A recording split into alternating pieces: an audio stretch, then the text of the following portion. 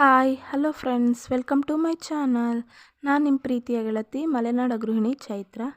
ಎಲ್ಲರೂ ಹೇಗಿದ್ದೀರಾ? ಎಲ್ಲರೂ ಚೆನ್ನಾಗಿದ್ದೀರಾ ಅಂತ ಭಾವಿಸ್ತೀನಿ. ನಾನಿವತ್ತು ಸಿಂಪಲ್ಲಾಗಿ ಗಸಗಸೆ ಪಾಯಸ ಹೇಗೆ ಮಾಡೋದು ಅಂತ ತೋರಿಸ್ಕೊಡ್ತಾ ಇದ್ದೀನಿ. ಸೊ ತಡ ಮಾಡದೆ ಹೇಗೆ ಮಾಡೋದು ಅಂತ ನೋಡೋಣ ಬನ್ನಿ. ನಾನಿಲ್ಲಿ 1 ಕಪ್ಪಷ್ಟು ಹಸಿ ಕೊಬ್ಬರಿ ತೊಗೊಂಡಿದ್ದೀನಿ, ಹಾಗೆ 1 ಕಪ್ ಬೆಲ್ಲ ತೊಗೊಂಡಿದ್ದೀನಿ, ಹಾಗೆ ಒಂದು 10 ರಿಂದ 11 ಬಾದಾಮಿ ನೆನೆಸಿಟ್ಕೊಂಡಿದ್ದೀನಿ, ಜೊತೆಗೆ 2 ಸ್ಪೂನಷ್ಟು ತುಪ್ಪ, 1 ಸಣ್ಣ ಕಪ್ಪಷ್ಟು ಗಸಗಸೆ, 2 ಏಲಕ್ಕಿ ಮತ್ತು 1 ಸ್ಪೂನಷ್ಟು ಅಕ್ಕಿ ತೊಗೊಂಡಿದ್ದೀನಿ. ಇಲ್ಲಿ ಯಾವ ಅಕ್ಕಿನಾದರೂ ಮನೇಲಿ ಯೂಸ್ ಮಾಡುವಂಥ ಸೋನಾ ಮಸೂರಿ ಅಕ್ಕಿ ಆದರೂ ಓಕೆ. ಒಂದು ಅರ್ಧ ಕಪ್ಪಷ್ಟು ಹಾಲು ತೊಗೊಂಡಿದ್ದೀನಿ, ಹಾಗೆ ದ್ರಾಕ್ಷಿ ಗೋಡಂಬಿ ಸ್ವಲ್ಪ ತೊಗೊಂಡಿದ್ದೀನಿ, ಅದು ಸ್ಕಿಪ್ ಆಗಿದೆ, ಸಾರಿ. ಇವಾಗ ಮಾಡೋದು ಹೇಗೆ ಅಂತ ನೋಡೋಣ ಬನ್ನಿ. ಮೊದಲಿಗೆ ಸ್ಟವ್ ಆನ್ ಮಾಡಿಕೊಂಡು ಒಂದು ಪ್ಯಾನ್ ಇಟ್ಕೊಂಡಿದ್ದೀನಿ, ಅದಕ್ಕೆ ಅಕ್ಕಿ ಹಾಕ್ತಾಯಿದ್ದೀನಿ. ಅಕ್ಕಿ ಸ್ವಲ್ಪ ಕಲರ್ ಚೇಂಜ್ ಆಗೋವರೆಗೂ ಲೈಟಾಗಿ ಫ್ರೈ ಮಾಡೋಣ. ಅಂದರೆ ಎಣ್ಣೆ ಏನೂ ಹಾಕಬಾರ್ದು, ಹಾಗೆ ಡ್ರೈ ಆಗಿ ಫ್ರೈ ಮಾಡಬೇಕು. ಸ್ವಲ್ಪ ಕಲರ್ ಚೇಂಜ್ ಆಗಿದ ನಂತರ ಗಸಗಸೆ ಹಾಕ್ಕೋಬೇಕು. ಗಸಗಸೆನೂ ಅಷ್ಟೇ ಸ್ವಲ್ಪ ಕಲರ್ ಚೇಂಜ್ ಆದರೆ ಸಾಕು, ಆಫ್ ಮಾಡ್ಕೊಳ್ಳೋಣ. ಜಾಸ್ತಿ ಸೀದ್ಸೋಕ್ಕೆ ಹೋಗಬಾರ್ದು, ಲೋ ಫ್ಲೇಮಲ್ಲಿ ಇಟ್ಕೊಂಡು ಚಿಟ್ಪಟ ಅಂತ ಅದು ಸಿಡಿದ್ರೆ ಸಾಕು ಚೆನ್ನಾಗಾಗಿದೆ ಅಂತ. ಆದಷ್ಟು ಲೋ ಫ್ಲೇಮಲ್ಲಿ ಇಟ್ಕೊಳ್ರಿ, ಸ್ವಲ್ಪ ಸಿದಿದ್ರೂ ಟೇಸ್ಟ್ ಅಷ್ಟು ಚೆನ್ನಾಗಿ ಬರೋದಿಲ್ಲ. ಇವಾಗ ಇದಿಷ್ಟು ಸಾಕು, ಈಗ ಆಫ್ ಮಾಡಿ ಸ್ವಲ್ಪ ಆರಲಿಕ್ಕೆ ಎತ್ತಿಡ್ತಾ ಇದ್ದೀನಿ. ನೋಡಿ ಚಟ್ಪಟ ಸಿಡಿತಾ ಇದೆ ಅಲ್ವಾ. ಇವಾಗ ಇದಾಗಿದೆ, ಕಲರ್ ಕೂಡ ಸ್ವಲ್ಪ ಚೇಂಜ್ ಆಗಿದೆ. ಸೊ ಆಫ್ ಮಾಡಿ ಎತ್ತಿಡ್ತೀನಿ. ನಂತರ ಅದೇ ಪ್ಯಾನ್ಗೆ ನಾನು ಬೆಲ್ಲ ಹಾಕ್ಕೋತಾ ಇದ್ದೀನಿ. 1 ಕಪ್ ತೋರಿಸಿದ್ದೆ ಅಲ್ವಾ, ಬೆಲ್ಲ ಹಾಕ್ಕೋತಾ ಇದ್ದೀನಿ. ಅದೇ ಕಪ್ಪಲ್ಲಿ ಅರ್ಧ ಕಪ್ಪಷ್ಟು ನೀರು ಹಾಕ್ಕೋತಾ ಇದ್ದೀನಿ. ಬೆಲ್ಲ ಪಾಕ ಆಗೋದೇನು ಬೇಡ, ಜಸ್ಟ್ ಕರಗಿದ್ರೆ ಸಾಕು, ಸೋಸ್ಕೋತೀವಲ್ವ, ಹಾಗಾಗಿ ಜಸ್ಟ್ ಕರಗಿದ್ರೆ ಸಾಕು.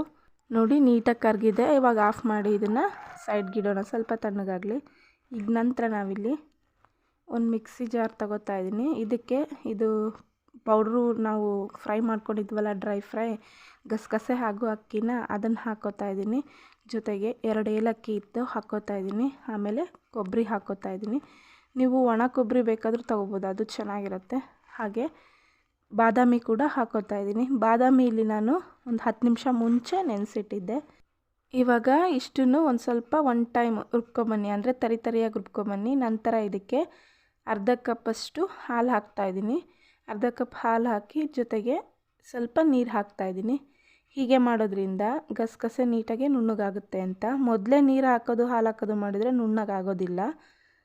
ಇವಾಗ ಆಗಿದೆ, ತುಂಬ ನೈಸಾಗಿ ಆಗಿದೆ ಅಲ್ವಾ. ನೆಕ್ಸ್ಟ್ ಇವಾಗ ಸ್ಟವ್ ಆನ್ ಮಾಡಿ ಒಂದು ಪ್ಯಾನ್ ಇಟ್ಕೋತಾ ಇದ್ದೀನಿ. ಪ್ಯಾನ್ ಕಾದ ನಂತರ ಸ್ವಲ್ಪ ನಾನು 2 ಸ್ಪೂನಷ್ಟು ತುಪ್ಪ ಹಾಕ್ಕೋತಾ ಇದ್ದೀನಿ. ತುಪ್ಪ ಹಾಕ್ಕೊಂಡು ಇದಕ್ಕೆ ದ್ರಾಕ್ಷಿ ಫಸ್ಟು ಗೋಡಂಬಿ ಹಾಕ್ಕೋತೀನಿ. ಗೋಡಂಬಿ ಸ್ವಲ್ಪ ಲೈಟಾಗಿ ಕಲರ್ ಚೇಂಜ್ ಆದ ನಂತರ ದ್ರಾಕ್ಷಿ ಹಾಕ್ಕೋತೀನಿ. ಎರಡನ್ನೂ ಸ್ವಲ್ಪ ಲೈಟಾಗಿ ಕಲರ್ ಚೇಂಜ್ ಆಗೋವರೆಗೂ ಫ್ರೈ ಮಾಡಿ ಆಮೇಲೆ ಸೈಡಿಗೆ ಎತ್ತಿಟ್ಕೊಳ್ಳೋಣ. ಯಾಕಂದರೆ ಲಾಸ್ಟಲ್ಲಿ ಇದನ್ನು ಹಾಕೋಣ, ಇವಾಗಲೇ ಹಾಕಿದ್ರೆ ಸರಿ ಇರೋಲ್ಲ, ಲಾಸ್ಟಲ್ಲಿ ಹಾಕೋಣ. ಹಾಗಾಗಿ ಈಗ ಫ್ರೈ ಮಾಡಿ ಎತ್ತಿಟ್ಕೊತಾ ಇದ್ದೀನಿ. ನಂತರ ಇದೇ ಪ್ಯಾನ್ಗೆ ನಾನು ಮಿಕ್ಸಿ ಮಾಡಿಟ್ಕೊಂಡಿದ್ದೆ, ಅಂದರೆ ರುಬ್ಬಿಟ್ಕೊಂಡಿದ್ವಿ ಎಲ್ಲ ಗಸಗಸೆ ಕೊಬ್ಬರಿನ, ಆ ಮಿಶ್ರಣವನ್ನು ಹಾಕ್ತಾಯಿದ್ದೀನಿ. ಲೈಟಾಗಿ ಇದು ಕೂಡ ಫ್ರೈ ಮಾಡೋಣ.